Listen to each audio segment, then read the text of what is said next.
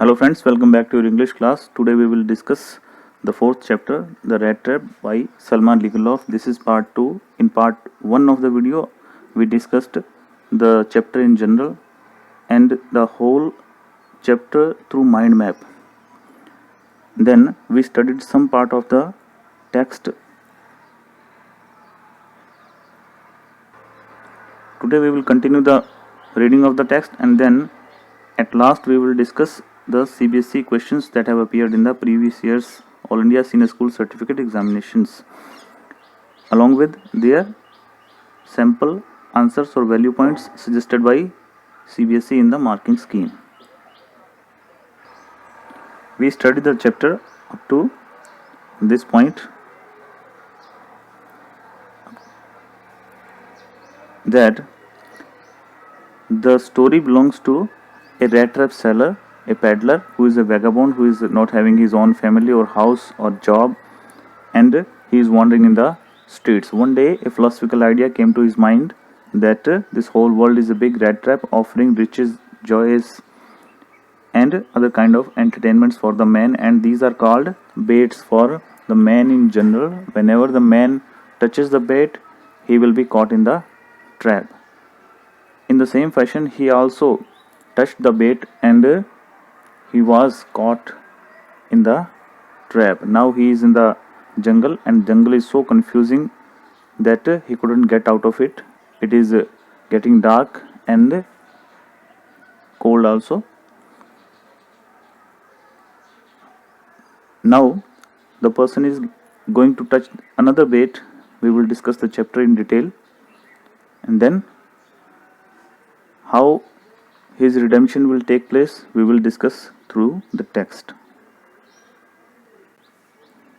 The peddler ultimately reached the Ramsjo Iron Works, which are now closed down. Were not so long ago a large plant with the smelter, rolling mill and forge. Smelter is used to melt the ore and extract the metal. Then comes rolling mill and forge. In the summertime, long lines of heavily loaded barges and scows slid down the canal. Barges means a long narrow boat with a flat bottom, and scows is also a flat bottomed boat used for specially transporting cargo to and from ship in harbor, because the river, because to enter into the river we need a harbor, and scow will be used to reach the ship, because ship will be somehow deep into the water and the ship cannot come to the edge of the water, and so we are to reach the edge we need scows. So scows and barges were used into the canal to transport iron, which led to a large inland lake, and in the winter time the roads near the mill were black from all the coal dust which sifted down from the big charcoal crates. Coal is also used to burn the ore and extract metal from it. During one of the long dark evenings just before Christmas, it is Christmas time, it is the month of December, the master smith and his helper sat in the dark forge near the furnace waiting for the pig iron. Pig iron is the raw iron. Here two important things are there. Forge is the shop, open shop for making some carving or do some work. Furnace is a kind of space, an enclosed structure in which material can be heated to very high temperature that is used for melting metals, which had been put in the fire to be ready to put on an anvil. Anvil is an iron block used by blacksmiths to shape any metal with a hammer. The base of that metal which is used to shape some metal. Every now and then one of them got up to steer the blowing mass with a long iron bar, returning in a few moments dripping with perspiration, sweat, because whenever you are to go near the furnace, it is burning heat there and sweat will come out. Though, as was the custom, he wore nothing but a long shirt and a pair of wooden shoes. All the time there were many sounds to be heard in the forge. The big bellows groaned and the burning coal cracked. The fire boy shoveled charcoal, put charcoal into the mouth of the furnace, mouth of the furnace, with a great deal of clattering sound comes when you are putting the coal into the furnace. Outside roared the waterfall, and a sharp north wind wiped the rain against the brick tiled roof. It was probably on account of all this noise that the blacksmith did not notice that a man had opened the gate and entered the forge until he stood close up to the furnace. When he went near by the furnace, the blacksmith noticed him. Surely it was nothing unusual for poor vagabonds without any better shelter for the night to be attracted to the forge by the glow of light which escaped through the sooty panes, and to come in warm themselves in front of the fire. The blacksmith glanced only casually and indifferently at the intruder. He didn't pay more attention to the intruder, the peddler, and he just gave only a glance, because he knew that such vagabonds are regularly coming to these warm places in winter. He looked the way people of his type usually did, with a long beard, dirty, ragged, and with a bunch of rat traps dangling on his chest, which are hanging on his chest, dangling. He asked permission to stay, and the master blacksmith nodded a haughty consent without honoring him with a single word. He gave him permission to stay there without saying a word, without honoring him a word. He didn't say any word. The tramp did not say anything either. He had not come there to talk, but only to warm himself and sleep. In those days, the Ramsjo iron mill was owned by a very prominent ironmaster, whose greatest ambition was to ship out good iron to the market. He watched both day and night to see that the work was done as well as possible, and at this very moment he came into the forge on one of his nightly round of inspection. The mill owner has come there to inspect the works. Naturally, the first thing he saw was the tall ragamuffin. Ragamuffin is the peddler, because he was in rags. A person who is wearing rags is called ragamuffin, who had eased his way so close to the furnace that the steam rose from his wet rags, because he was sitting nearby the furnace, and the water is evaporating from his rags, so steam is rising from his rags. The ironmaster did not follow the example of the blacksmiths, who had hardly deigned to look at the stranger, deigned to do something although you think you are too important to do it. The ironmaster did not follow the example of the blacksmith. He walked close up to him, looked him very carefully, then tore off his slouch hat to get a better view of his face. When he removed the straw hat of the person, of the vagabond, he get to know that he is his own earlier acquaintance, his known person, his friend, an old regimental comrade, army officer. But this was his misidentification, because the person was in rags. He was having a long beard and his hair were also long, so he misidentified him. But this mistake will be realized by ironmaster later on at his house. But of course it is you Niels Olof, he said, "How you do look." The man with the red trap had never before seen the ironmaster at Ramsjo and did not even know what his name was, but it occurred to him that if the fine gentleman thought he was an old acquaintance, he might perhaps throw him a couple of kroners. Now the person, the peddler, is thinking more money, even though he is having already 30 kroners with him of old crofter, and he wants more money. He is greedy now, therefore he did not want to undeceive him all at once. Yes, God knows things have gone downhill with me. Downhill means become worse or less successful. You should not have resigned from the regiment, said the ironmaster. That was the mistake. If only I had still been in the service at the time, it never would have happened. Well, now of course you will come home with me. He invited him to come at his house, to go along up to the manor house. Manor house means a house which is surrounded by fields, open fields. A house which is situated in the open fields is called manor house, and be received by the owner like an old regimental comrade. He asked him to stay at his house and celebrate the Christmas. That, however, did not please the tramp.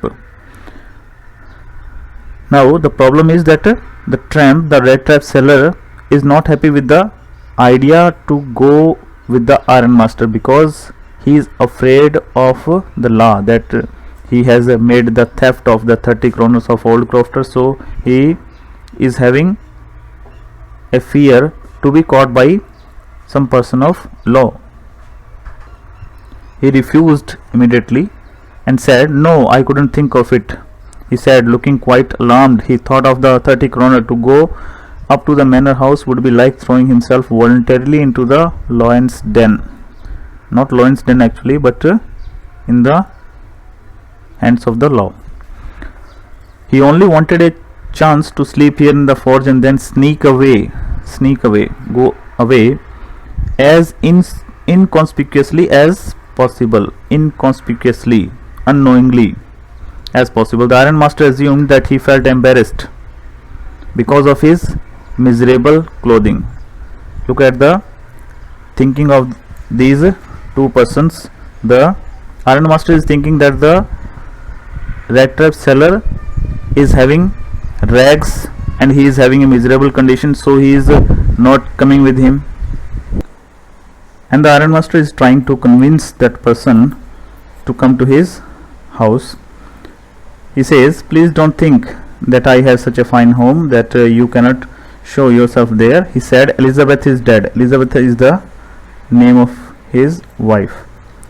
"As you may already have heard, my boys are abroad and there is no one at home except my oldest daughter and myself. There are only two persons in his house. We were just saying that it was too bad we didn't have any company for Christmas. They want to celebrate this Christmas with the peddler.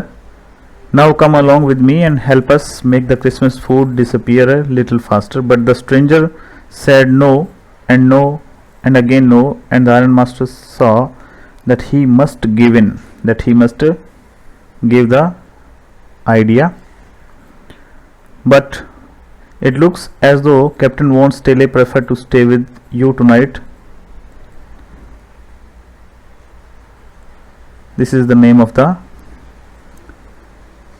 blacksmith who was working there, Jenstom. He said to the master blacksmith and turned on his heel and went away from the place. But he laughed to himself as he went away, and the blacksmith, who knew him, understood very well that he had not said his last word. Blacksmith knows that this is not the last word from the ironmaster. It was not more than half an hour before they heard the sound of carriage wheels outside the forge, and a new guest came in. But this time it was not the ironmaster. He had sent his daughter, apparently hoping that she would have better powers of persuasion than he himself, persuasion, convince, that she is having more powers to convince somebody. She entered followed by a valet carrying on his arm a fur coat, big fur coat. She was not at all pretty. The valet was having fur coat. She was not at all pretty, but seemed modest and quite shy. In the forge, everything was just as it had been earlier in the evening. The master blacksmith and his apprentice, the person who is learning some skill, still sat on their bench, and iron and charcoal still glowed in the furnace. The situation is the same, that both the person, blacksmith and his apprentice, they are working hard in the forge.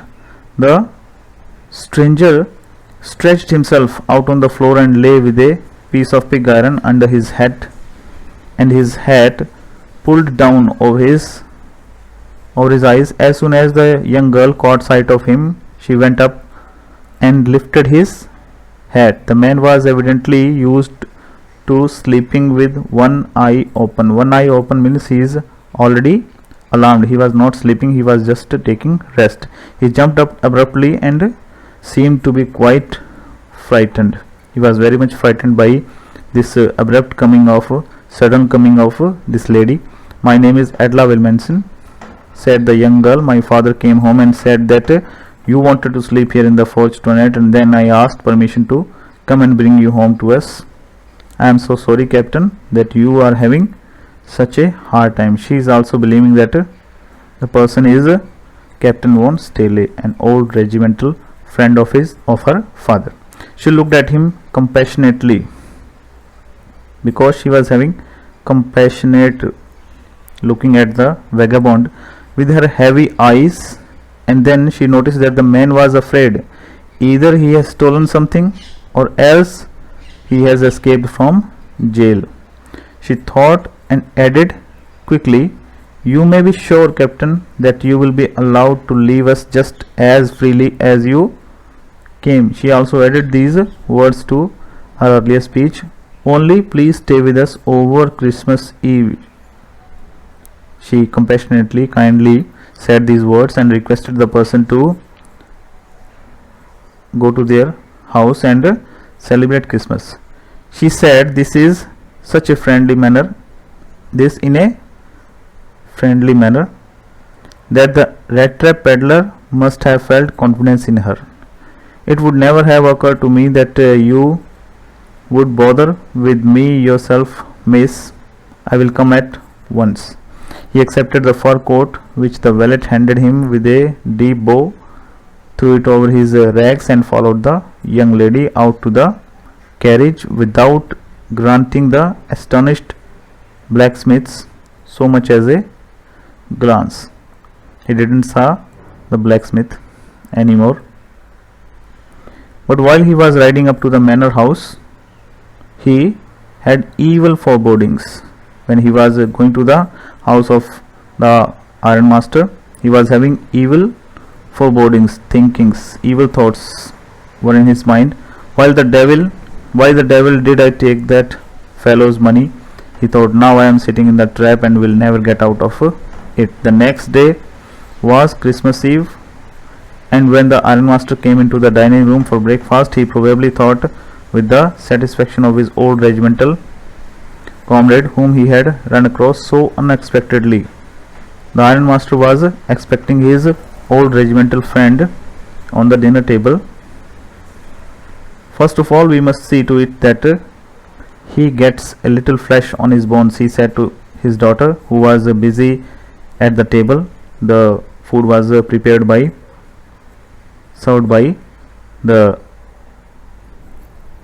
girl of ironmaster, Edla Wilmanson, and then we must see that he gets something else to do than to run around the country selling rat traps.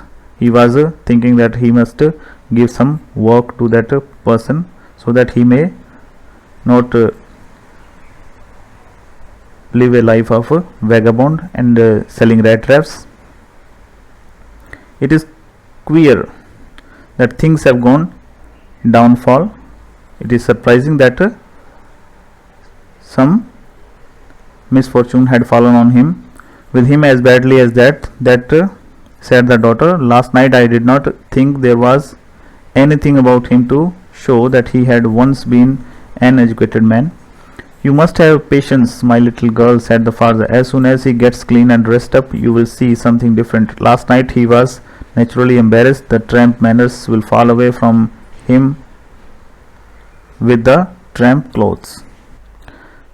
Just as he said this, the door opened and the stranger entered. Yes, now he was truly clean and well dressed. The valet had bathed him, cut his hair and shaved him. Moreover, he was dressed in a good looking suit of clothes which belonged to the ironmaster. The suit was of the ironmaster. He wore a white shirt and a stretched collar and whole shoes. But although his guest was now so well groomed, the ironmaster did not seem pleased. The ironmaster was not happy, and he realized his mistake, that he had misidentified the person, and he is not his friend, his old regimental friend. He looked at him with a puckered brow. Puckered brow means tightly gather or contract into wrinkled or some folds on the brow, when you show some wrinkles on your brow. Puckered face. But it was easy to understand that when he had seen the strange fellow in the uncertain reflection from the furnace, he might have made a mistake, but that now, when he stood there in the broad daylight, it was impossible to mistake him for an old acquaintance. What does this mean? He thundered. He cried.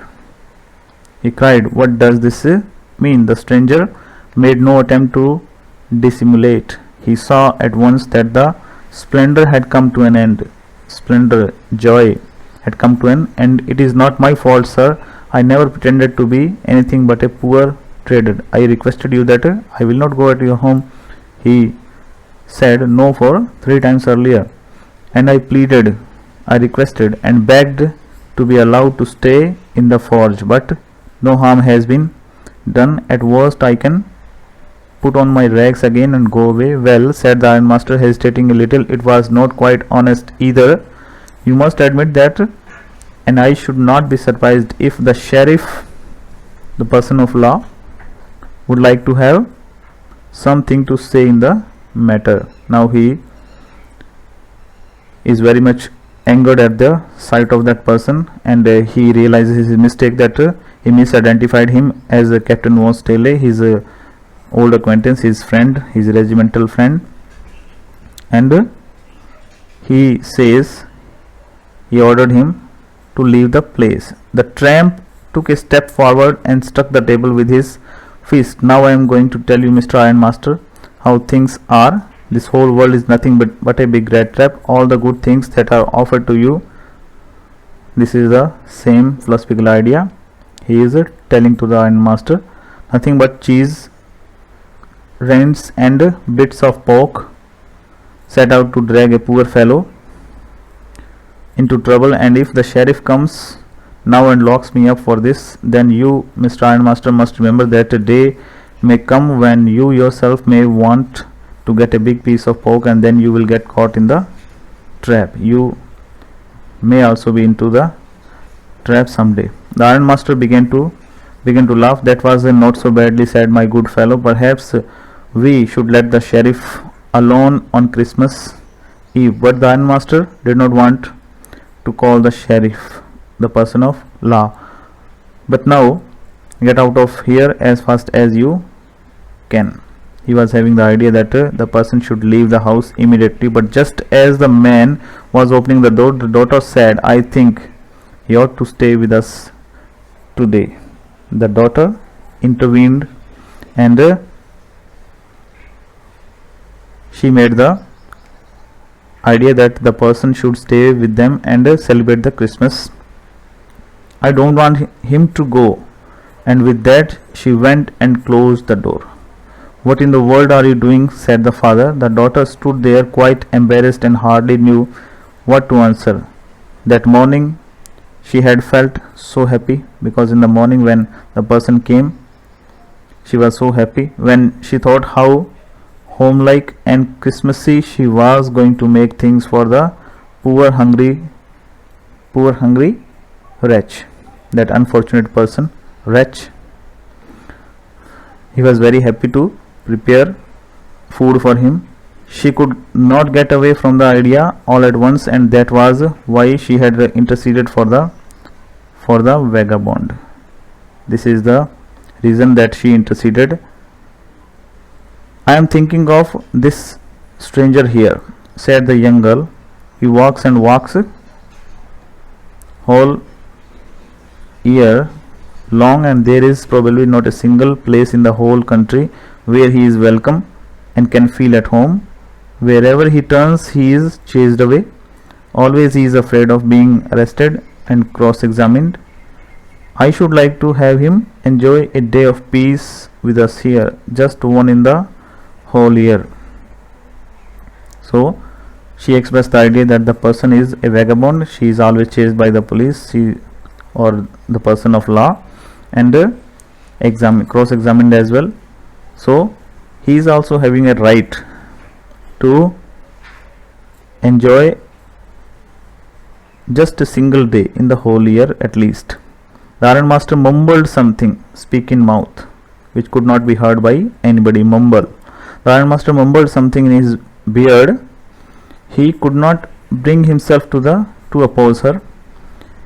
It was all a mistake, of course, she continued, but anyway, I don't think we ought to chase away a human being whom we have asked to come here and to whom we have promised Christmas cheer, happiness, cheer. We have promised you to celebrate Christmas with us. You do preach worse than a parson, said the iron master. Parson is a person who is preaching in the church. The iron master expressed that you do preach worse than a parson.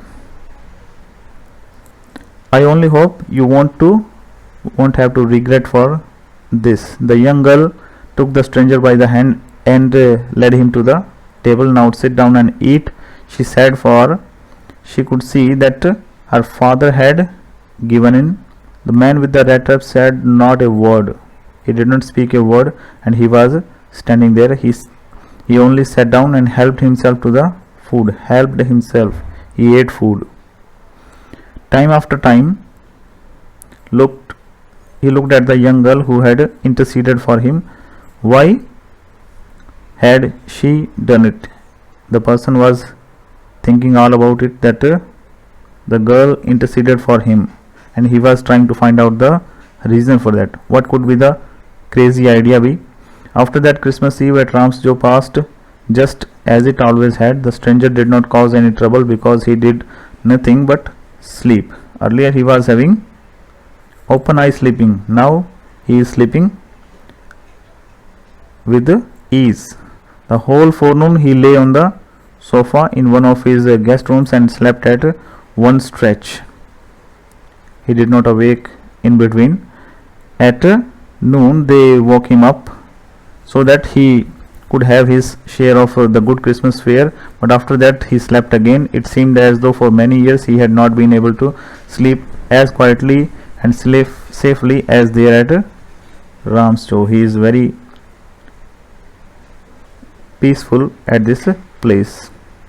In the evening, when the Christmas tree was lighted, they woke him up again, and he stood for a while in the drawing room, blinking as though the candlelight hurt him. But after that he disappeared again. 2 hours later he was aroused once more. Again and again he is sleeping after eating. He then had to go down into the dining room and eat the Christmas fish and porridge. As soon as they got up from the table, he went around to each one present and said thank you and good night. But when he came to the young girl, she gave him to understand that it was her father's intention that the suit which he wore was to be a Christmas present. She expressed that this is a Christmas present from her father's side. He did not have to return it, and if he wanted to spend next Christmas Eve in the place where he could rest in peace and be sure that no evil would befall him. He can also visit next year for spending the Christmas evening. The man with the rat traps did not answer anything to this. He only stared at the young girl in boundless amazement. He is very much amazed at this idea that she presented this gift and the words by the Iron Master. The next morning, the Iron Master and his daughter got up in the good season to go to the early Christmas service prayer.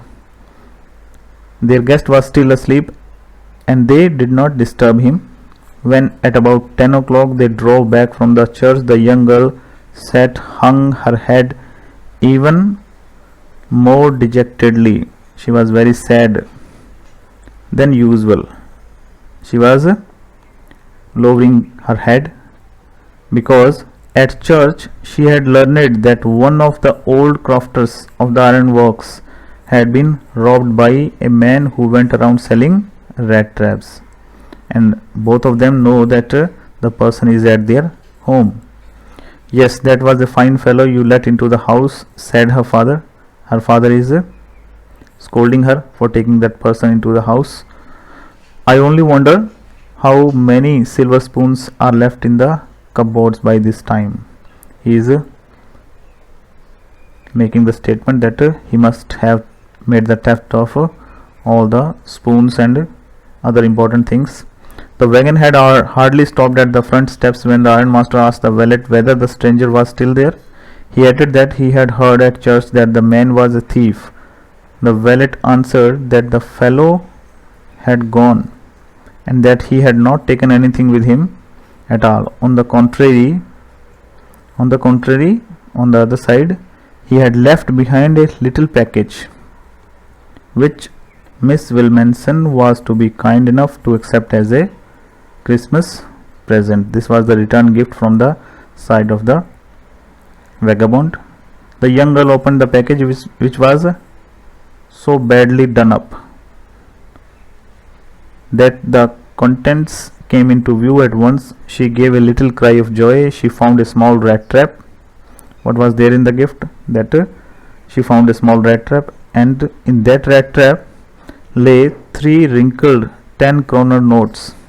The money this vagabond stole from the cottage of old crofter. But that was not all. In the rat trap lay also a letter written in large jagged characters. Honored and noble miss, since you have been so nice to me all day long, as if I was captain, I want to be nice to you in return, as if I was a real captain, for I do not want you to be embarrassed at this Christmas season by a thief. The person was completely transformed with the compassionate and loving behavior of this girl. But you can give back the money to the old man, he urged the lady to return the money, who has the money pouch hanging on the window frame as a bait for the poor wanderers. The rat trap is a Christmas present from a rat who would have been caught in this world's rat trap if he had not been raised to captain.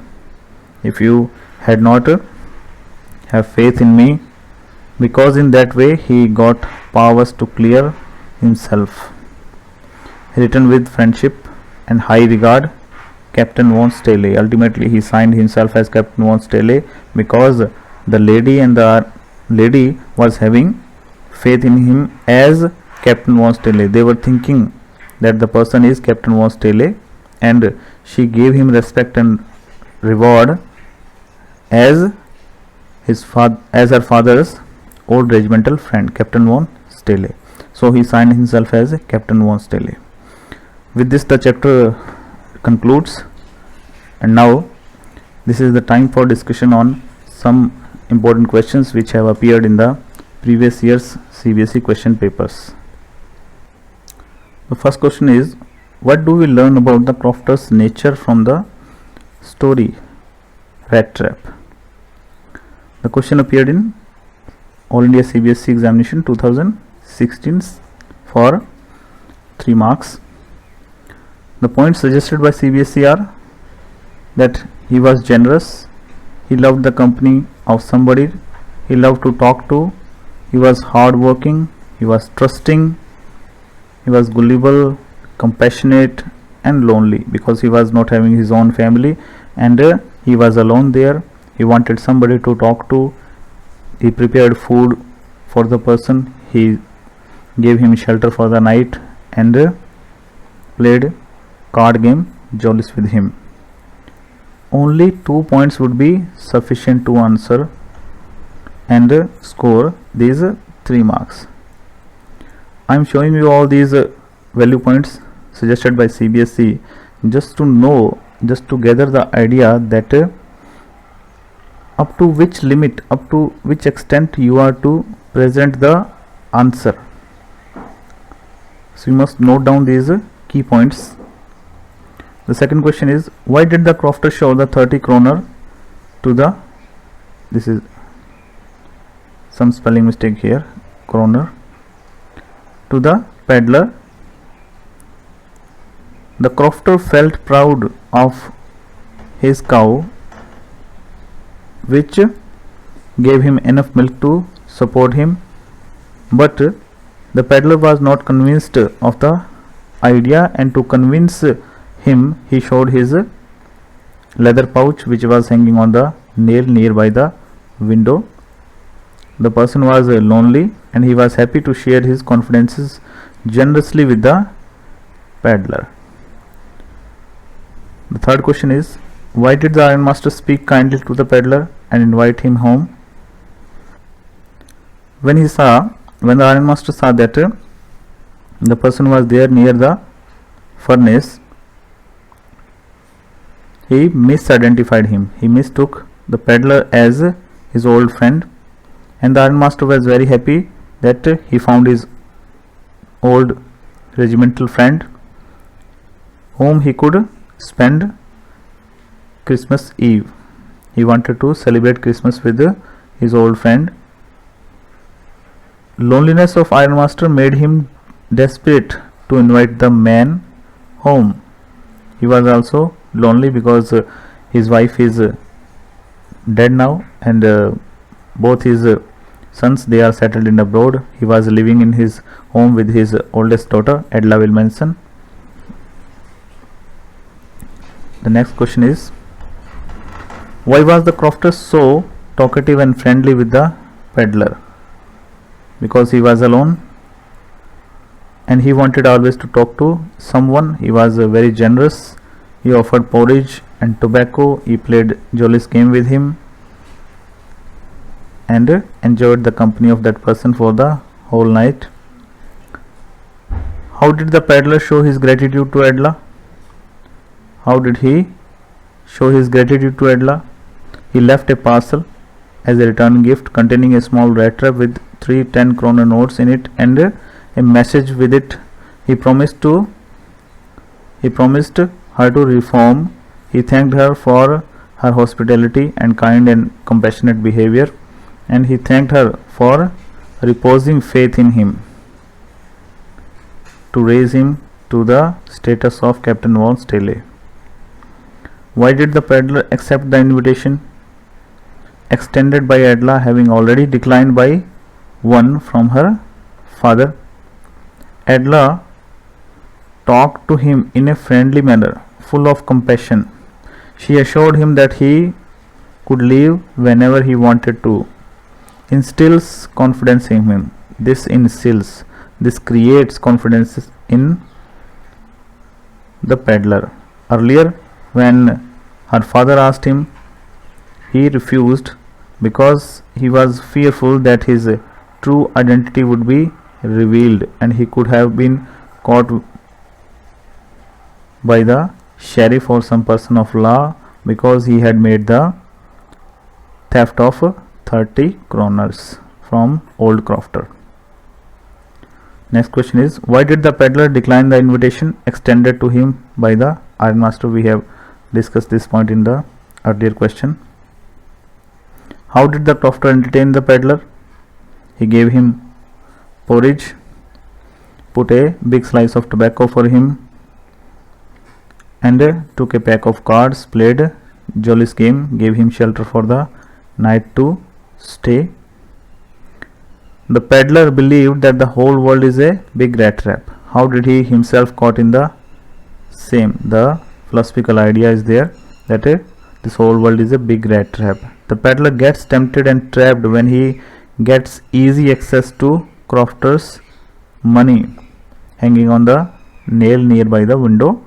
He realizes he is in the trap when he loses his way in the forest. Earlier he was thinking that he is very smart and he made the theft from the old crofter, but later on when he was in the jungle, which was very confusing, and he lost his way, he was realizing his mistake,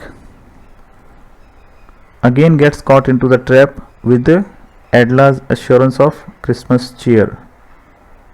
These two are the baits you should know. First bait is set by the old crofter in the form of 30 kroners, and second bait was set by Adla Wilmanson in the form of invitation to celebrate Christmas at her home. Repeatedly surrenders to worldly temptations, realizes the world is a big rat trap with all its worldly temptations like riches, joys and shelter, etc. Any 3 points would be suffice to score these 6 marks. The question has been asked by CBSE in 2017 All India CBSE examination for 6 marks. Next question is, the rat trap focuses on human loneliness and need to bond with others. Everybody in this story feels lonely. There are 4 major characters which are under discussion. The first is the peddler, then comes Ironmaster, then her daughter Adla Wilmanson, and the old crofter. These 4 persons have been discussed in detail in this chapter, and all 4 are feeling lonely and they want someone to talk to, someone to celebrate, someone to come to their home. So the feeling of loneliness is prevailing in the whole chapter. Each of the 4 characters feel lonely. Crofter by offering him hospitality, first instance, then Ironmaster by thinking that he was a captain and inviting him. Adla, despite her knowledge about the peddler, insists on his stay. Adla was quite known to the fact that the person is not her father's friend, even though she insisted on his stay for the Christmas celebration. The peddler, affected by Adla's sincerity, became a reformed person who used to think ill of society, became one of its members. Now the person is quite transformed and he accepts the society, and he returned the money which he had stolen from the old crofter. Next question is, what miracle did Adla perform in the peddler's life and how? The question was asked in CBSE All India Examination 2019 set 131 for 6 marks. The value points suggested by CBSE are that Adla transformed peddler into a captain. With her persuasive skills belied the peddler's apprehensions. She gave him assurance, convinced him, brought him home. She became an instrumental in awakening goodness and total transformation in him, because he was having a persuasive power, he was having warmth, he was having genuineness, sympathetic attitude, concern, love, care, and magnanimous nature. She helped peddler to redeem himself from dishonesty. She gave him a chance. She had faith in him, and the peddler returned the faith in the form of that stolen money and a letter and the return gift of a rat trap as well. The peddler left the Christmas present of 30 kroners to be returned to the crofter, acknowledged the and admired the hospitality of that girl. So friends, with this I am concluding my video. Video has become more than an hour, and I think this would be enough for you to prepare if you are preparing on these points, remembering all the value points which are suggested by CBSE, and preparing your answers in this direction, and remembering the facts using my mind map method, it will be quite easy for you to score high if the questions are asked from this chapter in your final examination. Thank you very much. Thanks for being with me. Please like, share and comment. Jai Hind, Jai Bharat.